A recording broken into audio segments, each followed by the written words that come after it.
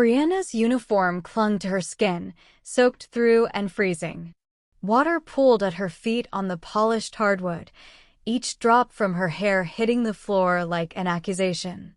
The manager's hand was already reaching for the brass door handle again, his knuckles white with fury. I said, out. And this time, you stay out there. She'd already been shoved into the storm once, 30 seconds of rain that felt like drowning, of lightning that lit up the faces pressed against the glass, watching her humiliation. They'd pulled her back and only so Mr. Henshaw could demand she be arrested, his silver watch catching the light as he'd pointed at her with theatrical disgust. Check my pockets, Brianna said, her voice hoarse but steady, rain and tears she wouldn't acknowledge mixing on her cheeks. Check the cameras. I never touched his wallet because he never had one. The manager grabbed her shoulder, fingers digging in hard enough to bruise. You're done. Security's on their way, and you can forget your last paycheck. That's $840 going toward Mr. Henshaw's distress and the mess you made. 3 weeks until the custody hearing. The deposit she'd barely scraped together. Malik's face when she'd promised him they'd be together soon. The storm outside roared louder, as if hungry for her. Brianna's knees wanted to buckle, but she locked them. She wouldn't collapse. Not here. Not in front of these people who'd watched her get thrown into the freezing rain and done nothing. That's when the sound cut through everything. A hand slamming against glass. Not a knock. Not a tap. The sound of a palm striking the door so hard the frame shuddered, halting the manager's grip mid-pull. The entire restaurant went silent. Forks stopped halfway to mouths. Wine glasses hung suspended. Even the storm seemed to hold its breath. The manager turned, color draining from his face. A man stood between Brianna and the door, his broad back blocking the exit entirely. Tailored black suit, the jacket open. White shirt beneath it, 3 buttons undone and darkened with rain at the shoulders. He'd come from outside, or somewhere the weather had reached him. Dark ink crawled up from his collar, intricate and deliberate, the kind of tattoos that told stories written in blood and power. His hair was slicked back, wet and severe. When he turned his head slightly, his profile was carved marble and controlled fury. Antonio Caruso. Brianna had heard the name whispered in the kitchen. The owner who was never there, except when he was, and then everyone moved differently, spoke softer, checked their corners. The man the city's elite paid protection money to without ever calling it that. He didn't step aside. He spread his hand flat against the door glass, blocking it completely. 2 men in dark suits materialized at opposite ends of the dining room, hands folded, faces blank as statues. Antonio looked at the manager. Only at the manager. His voice, when it came, was barely above a whisper, but it carried like thunder. You were about to throw her back into the cold. Not a question. A sentencing. Repeat what you said about her pay. I want everyone here to hear it clearly. If this story touches your heart, subscribe to the channel and leave a like. Comment where you're listening from.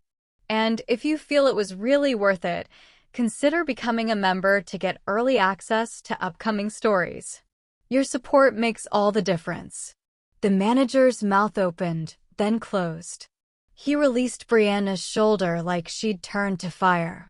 Mr. Caruso, this woman stole from. I asked you to repeat yourself. Antonio's voice was still quiet, but something in it made the chandeliers seem to dim. About her pay. The $840 you're keeping. It's restaurant policy when there's theft. There was no theft. Antonio finally moved, stepping to the side so Brianna could see past him. His gaze swept across the dining room, landing on Mr. Henshaw, who had suddenly become very interested in the napkin in his lap. Was there Mr. Henshaw? The wealthy patron shifted in his seat. Every eye in the restaurant was on him now. The power dynamic had flipped so completely it was dizzying. I may have left my wallet at home. I was mistaken. You were mistaken. Antonio repeated the words like he was tasting something rotten. He turned back to the manager. And you were about to throw this woman into a storm over a mistake. I was following Proto. You were following nothing. Antonio's hand left the door. He crossed the space between them in 2 strides, and suddenly the manager looked very small. You put your hands on her. Twice. You humiliated her in front of a room full of people who will remember this moment for the rest of their lives. He leaned in close enough that only the manager, Brianna, and the nearest tables could hear. And you stole 2 weeks of her wages. Money she needs. Do you understand what happens to thieves in my establishment? The manager had gone gray. Sir, please, I have a family. She has a brother. Antonio's words were surgical. A 10-year-old brother she's trying to keep out of foster care. Did you ask about her family when you shoved her into the rain? Brianna's breath caught. How did he know about Malik? Antonio stepped back, adjusted his cuffs with deliberate calm. You're fired. You have 60 seconds to walk out that door yourself, or my associates will assist you. He glanced at the 2 men flanking the exits, who straightened slightly. And since you enjoy the rain so much, you can experience the full walk home.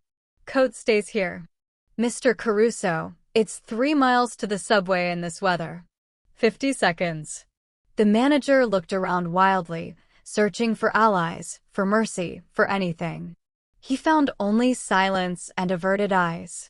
Even Mr. Henshaw studied his wine glass like it held the secrets of the universe. The manager grabbed his coat from behind the host's stand. The coat stays, Antonio repeated, his tone suggesting this was the last time he'd say anything. The manager's hand froze. Slowly, he lowered the coat back onto its hook. He shot one last look at Brianna, hatred and humiliation and fear all twisted together, then turned and pushed through the brass door into the storm. Lightning illuminated his figure as he stumbled down the steps into the downpour, his white shirt instantly soaked through, his arms wrapped around himself against the cold. Antonio watched him go for a moment, then turned. Not to the dining room. Not to his bodyguards. To Brianna. You're freezing, he said, his voice gentler now but no less certain. My office. Now. Antonio's office was nothing like Brianna expected. No dark wood paneling or cigar smoke. Floor-to-ceiling windows overlooked the rain-slicked city, and the furniture was modern, clean lines in gray and chrome. A laptop sat closed on the desk beside stacks of leather-bound ledgers that looked older than she was. He moved to a closet, pulled out a white dress shirt still in dry-cleaning plastic. Bathrooms through there. Take your time. Brianna stood dripping on his marble floor, arms wrapped around herself. Why did you do that? Because he put his hands on you. You don't even know me. Antonio turned, and for the first time she saw his face clearly in the light. Sharp cheekbones, a nose that had been broken at least once, eyes the color of smoke. The tattoos on his throat were saints and serpents, intricate enough that they must have taken years. I know you didn't steal anything. I know you were willing to lose everything rather than kneel. That's enough. She wanted to argue, to maintain the walls she'd built around herself since the day her parents died and left her responsible for a 10-year-old while she was barely 17 herself. But her teeth were chattering too hard. Go, he said quietly. Before you catch pneumonia. The bathroom was all white tile and gold fixtures. Brianna peeled off her soaked uniform, the vest and blouse leaving her skin red and chafed.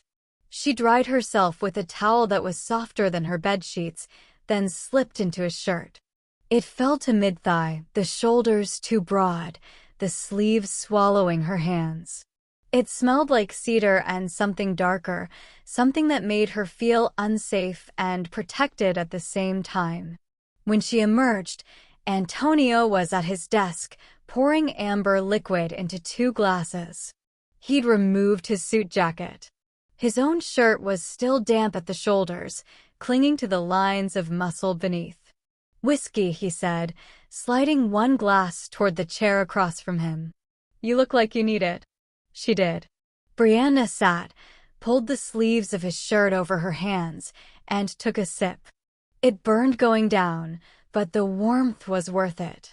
Antonio leaned back, studying her with the same intensity he'd turned on the manager. But this time there was no threat in it. Only curiosity. "Tell me about your brother." "How do you?" "I make it my business to know things." Malik, 10 years old, in foster care with the Hendersons in Queens. Custody hearing in 3 weeks. "You lost your corporate job 8 months ago, been working 3 part-time gigs to afford a 2-bedroom. He paused. "The caseworker flagged your income as insufficient 2 days ago." Brianna's hand tightened around the glass. "Are you trying to scare me?" "I'm trying to help you." "Why?" "Because I can." He set his glass down with a soft click. "I need someone I can trust. Someone smart enough to see what others miss and brave enough to say it. My last assistant retired. The position pays $85,000 a year, full benefits, and you'd work directly with me managing my legitimate holdings." Brianna stared at him. That was more than she'd made as a logistics coordinator. That was enough for a real apartment, for a lawyer, for everything the court wanted to see. "What's the catch?" she asked. Antonio smiled for the first time, and it transformed his face entirely. "You'd have to tolerate me." Brianna started the next morning. Antonio's legitimate holdings turned out to be a labyrinth of restaurants, nightclubs, real estate properties, and import businesses that all somehow fed into each other in ways that made her head spin. The ledgers were a disaster. Half were still paper, the other half scattered across outdated software systems that didn't talk to each other. She spent the first 3 days just building a spreadsheet to understand what she was looking at. Antonio worked across from her most of that time, taking phone calls in Italian that sounded either very friendly or very threatening, she couldn't tell which. Sometimes men in expensive suits would arrive, speak in low voices, and leave with expressions she couldn't read. She learned quickly not to ask questions about visitors. But the numbers, those she could ask about. "The Sapphire Lounge," she said on the 4th day, tapping her pen against a printout. "Income looks consistent, but the liquor invoices don't match the sales reports. Someone's either watering down the premium bottles or skimming." Antonio looked up from his laptop. "How much?" "Around $3,000 a month for the past 7 months. $21,000 total." She slid the spreadsheet across his desk, the discrepancies highlighted in yellow. "And it's deliberate. The timing changes just enough to avoid detection if you're only looking month to month. But averaged quarterly, the pattern's clear."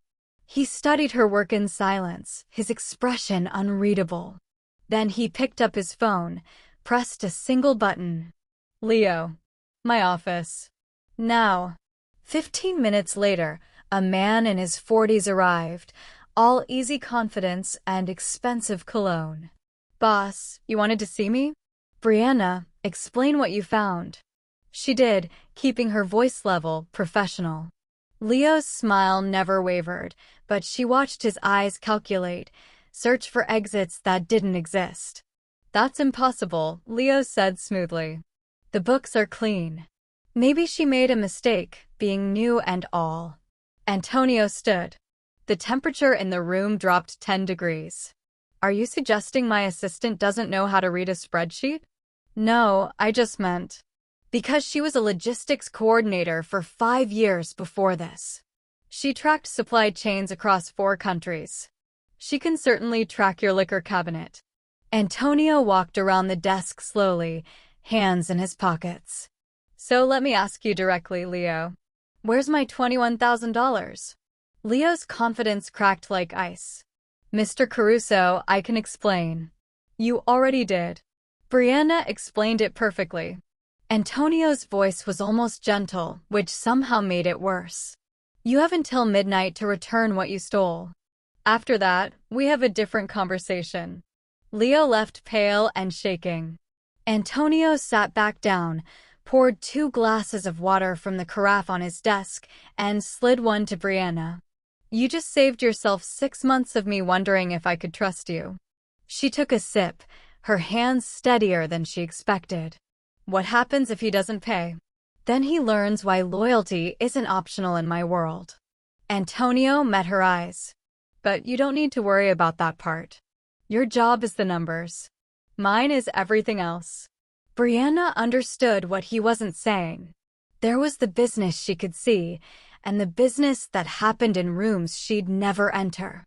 She could live with that line, as long as he kept it clear. The books will be organized by next week, she said. I don't doubt it. Part 2. The dress arrived at Brianna's apartment in a black box tied with silk ribbon. Midnight blue velvet that moved like water, designer labels she'd only seen in magazines. No note, but she knew who'd sent it. The gala was at the Metropolitan Club, old money and older power concentrated in marble halls and crystal chandeliers. Antonio met her at the entrance in a tuxedo that looked like it had been designed specifically for his frame. When he saw her, something flickered in his eyes that made her skin warm. You look like you belong here, he said, offering his arm. I don't. Tonight you do. Inside, heads turned. She felt the weight of their stares, felt the shift in how people looked at her when they realized she was with Antonio Caruso. Not his employee. Not the help. His guest. His equal, at least for tonight. He introduced her to everyone who mattered. Councilmen and developers, art dealers and philanthropists who all seemed to owe him favors they'd never explicitly name. And with each introduction, his hand stayed at the small of her back, a claim and a protection. You're different here, Brianna said when they finally had a moment alone near the bar. So are you. Antonio accepted 2 glasses of champagne from the bartender, handed her one. You've barely smiled all night. I'm trying to figure out what all these people want from you. Everything. He said it simply, without ego. But they won't get it. The orchestra began a waltz. Antonio set down his glass and extended his hand. Dance with me. I don't know how to. I'll lead. On the dance floor, his hand wrapped around hers, the other settling at her waist. He moved with unexpected grace, guiding her through steps she didn't know until suddenly she did. The room blurred into light and shadow, and there was only him, only the heat of his palm through velvet, only the way he looked at her like she was the only person who'd ever mattered. This is dangerous, she whispered. What is? This. You. The way you make me forget why I can't. She stopped herself, but it was too late. The truth hung between them like the last note of the song. Antonio's jaw tightened. Can't what, Brianna? Can't trust this. Any of this. She stepped back, putting necessary distance between them even though everything in her body screamed to move closer. You live in a world where people steal and lie and disappear. Where men show up to your office and leave looking terrified. Where someone like Leo, she shook her head. I have Malik to think about. I can't bring him into something I don't understand. You think I'd let anything happen to you? To him? I think you're a good man doing bad things, and eventually those things catch up. Her voice cracked despite her best effort. I've already lost everyone I've ever loved. I won't add you to that list. She turned before he could respond, before the expression on his face could break through the walls she desperately needed to maintain. She made it to the coat check before she heard his voice behind her. Brianna. She didn't turn around. If she looked at him, she'd stay. I'll have my driver take you home, Antonio said quietly. But this conversation isn't finished. It had to be. For both their sakes. Brianna was locking up the office late on a Thursday when she noticed the black sedan idling across the street. She'd seen it twice that week, always at a distance, always watching. Antonio had meetings downtown, wouldn't be back until midnight. The building felt too quiet, too empty. She quickened her pace toward the subway entrance. "Miss Cole." The voice came from behind her, smooth and cold.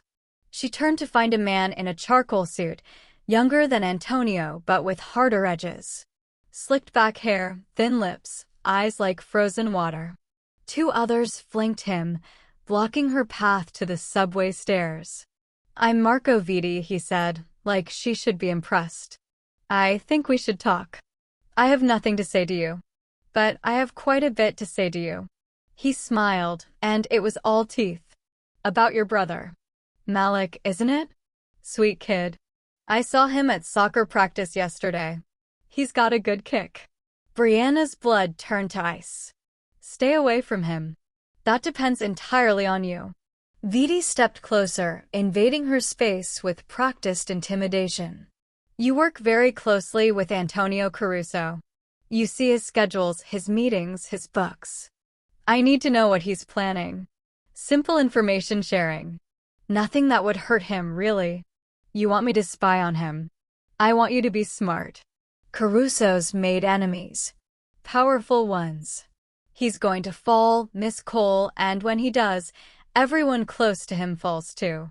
Vitti pulled out his phone, showed her a photo of Malik leaving school, backpack over his shoulders, completely unaware.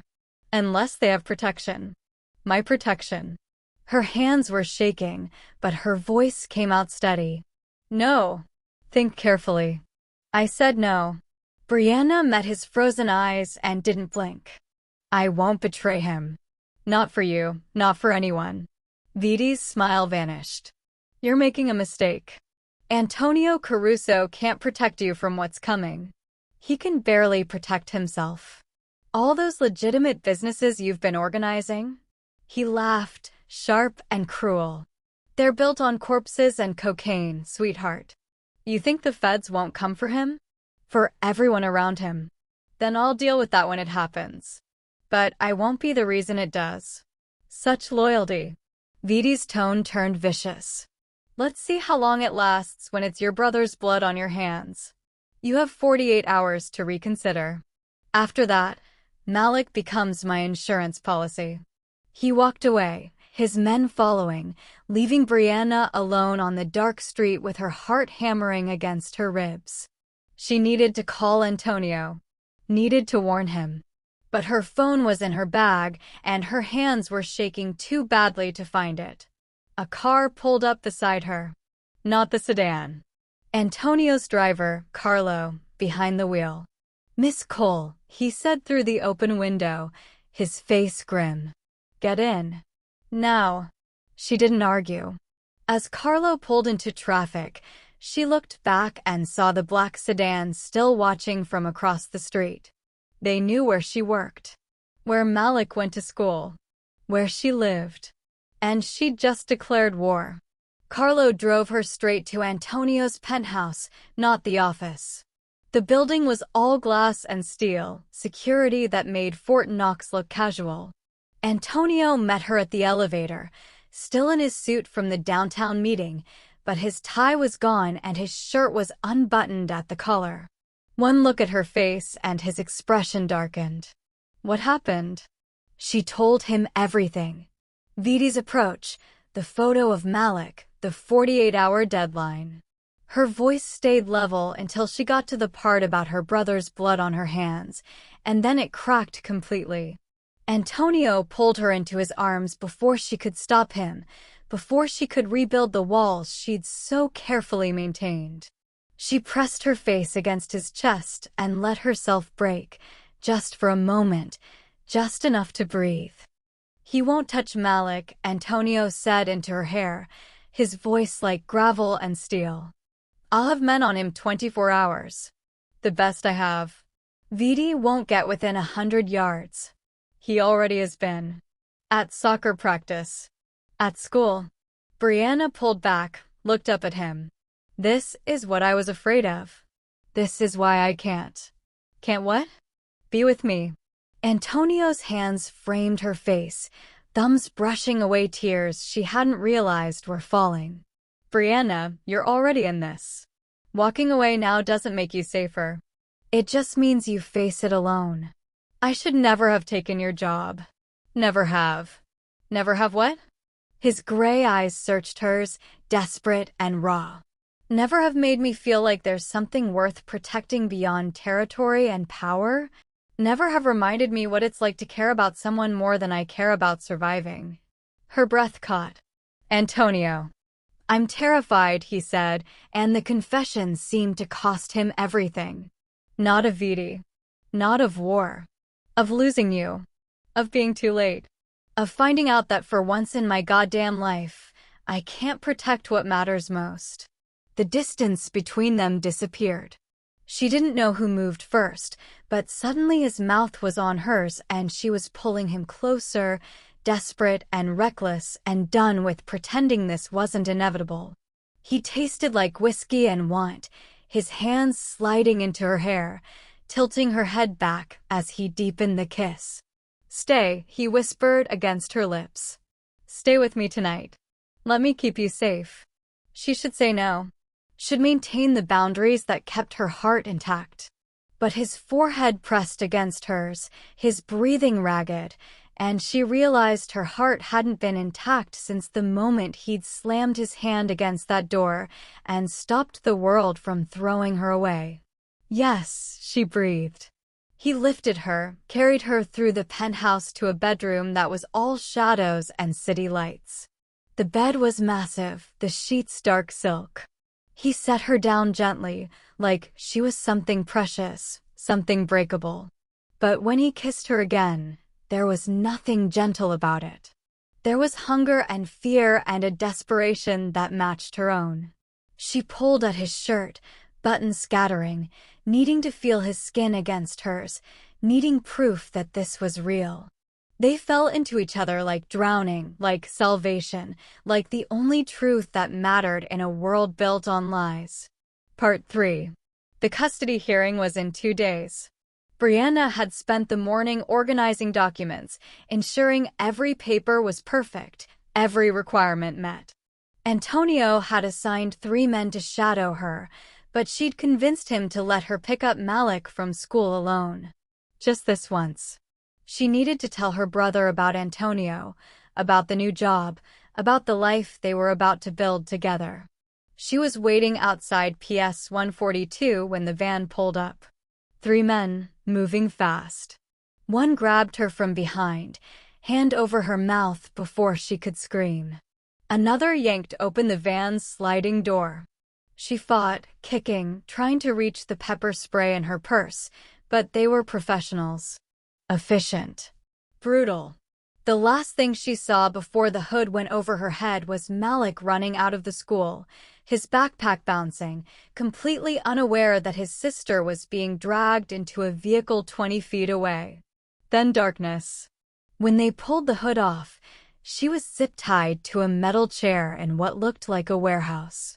Shipping containers stacked in shadows, the smell of rust and salt water. Marco Vidi stood in front of her, phone in hand, recording. Say hello to Antonio, he said, smiling. Go to hell. Her lip was bleeding where one of them had hit her. Vidi laughed. Such fire. Let's see if he thinks you're worth what I'm about to ask for. He moved closer, grabbed her face, forced her to look at the camera. You see this, Caruso? This is what happens when you refuse to negotiate. When you think you're untouchable. I have something you want.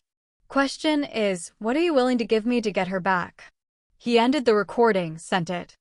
3 minutes later, Vidi's phone rang. He answered, put it on speaker. Marco. Antonio's voice was eerily calm, the kind of calm that preceded hurricanes. You made a mistake. Did I? Because from where I'm standing, I'm holding all the cards. You touched her. Each word was measured, controlled. You put your hands on what's mine. There's no negotiation. No deal. No mercy. Big talk for a man who's about to watch his woman die. I'm already coming for you. Antonio's voice dropped to something inhuman, something that made even Vidi's confidence waver. I know where you are. The shipping yard off Red Hook, Container 47. You think I don't have eyes everywhere? You think I haven't been waiting for you to make exactly this mistake? Vidi's face went pale. He looked around the warehouse like the walls had betrayed him. I'm burning it all down, Marco. Everything you've built. Everyone you love. And when I find you, and I will find you, I'm going to make you beg for the mercy you didn't show her. The line went dead. Brianna heard it then. Distant at first, then growing louder. Sirens. No, not sirens. Engines. Motorcycles and cars, the sound of an army descending. Vidi grabbed his gun, shouted orders to his men. They scattered, taking positions, but she could see the fear in their movements. Antonio Caruso wasn't just coming. He was already here. The first explosion blew the warehouse's north entrance off its hinges. Gunfire erupted immediately, Vidi's men firing blindly into smoke and darkness. Brianna threw herself sideways, chair and all, hitting the concrete hard enough to see stars. The zip ties cut into her wrists, but she ignored the pain, using the chaos to drag herself behind a shipping container. Antonio came through the smoke like something out of a nightmare. No suit, just black tactical gear, a gun in each hand. He moved with lethal precision, dropping two of Vidi's men before they even registered his presence.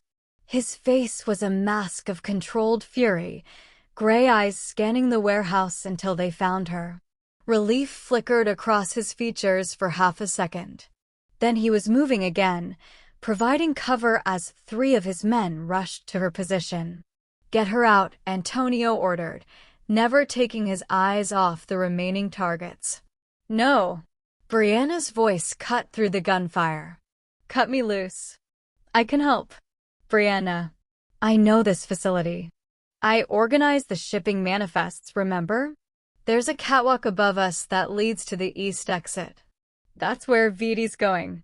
Antonio hesitated, then nodded sharply. One of his men sliced through her restraints. She stood on shaking legs, pointed toward the metal stairs barely visible through the smoke. There. He'll try to flank you from above. As if on cue, muzzle flash lit up the catwalk. Antonio Dove rolled, came up firing. The shooter dropped. But Vidi was already moving, using the distraction to reach a side office with a reinforced door. Antonio pursued, and Brianna followed before anyone could stop her. Her hands were numb, her face throbbing, but she'd spent too many nights studying these layouts to let Antonio walk into a trap.